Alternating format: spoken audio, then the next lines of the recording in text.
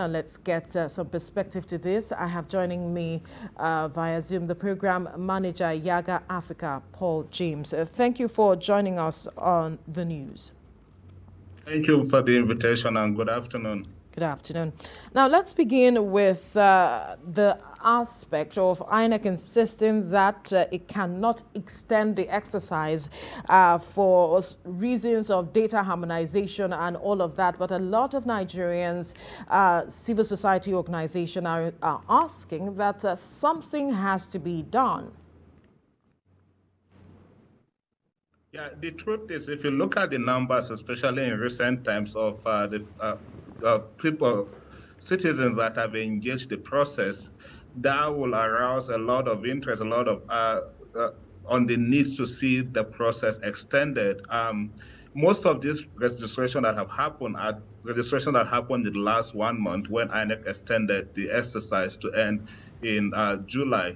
But again, I think we also have to understand we have to also be on the side of the commission at this point, because we also wouldn't want the challenges that confronted the previous engagement to happen this time around. INEC have asked for enough time because we shouldn't forget this is about 96 million thereabout that have registered for the process so far.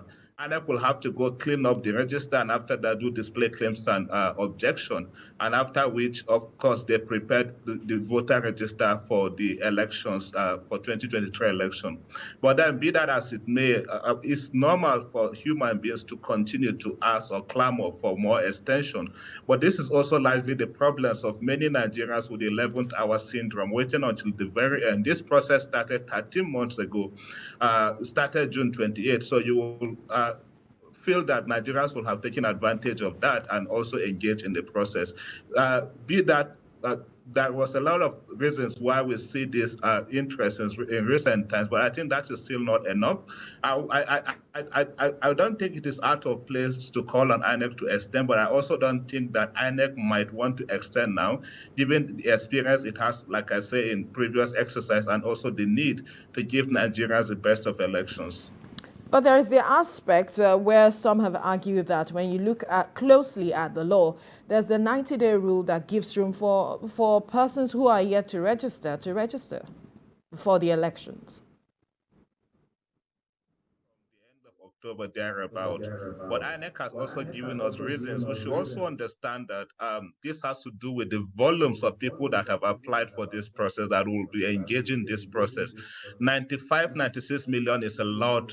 And then given that INEC will have to print out a temporary voters register that will contain all of these persons and so display them in strategic location for claims and objections. That's why I say I think we need to trade on the side of caution. We might push INEC to the extent that INEC will begin to ask for extension to be able to conduct the elections. But then I think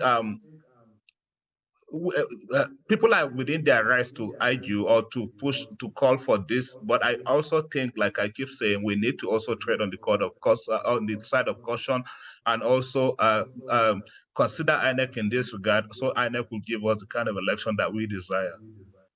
All right, let's take a closer look at the breakdown of the number of registered voters.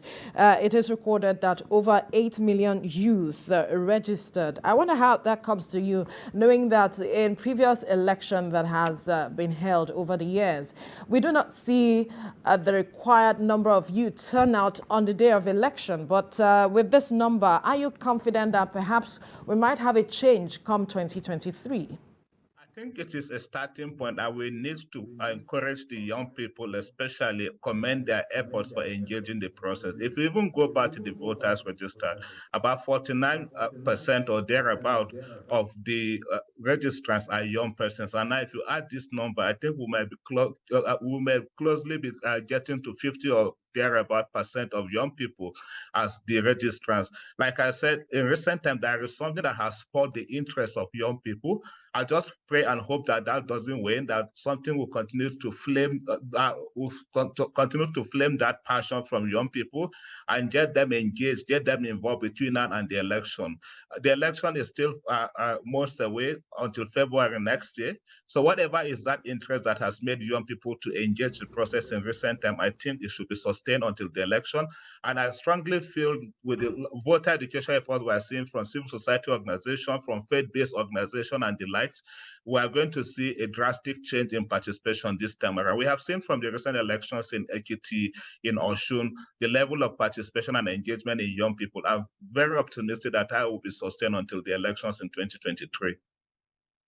All right, so we'll leave the conversation here for now.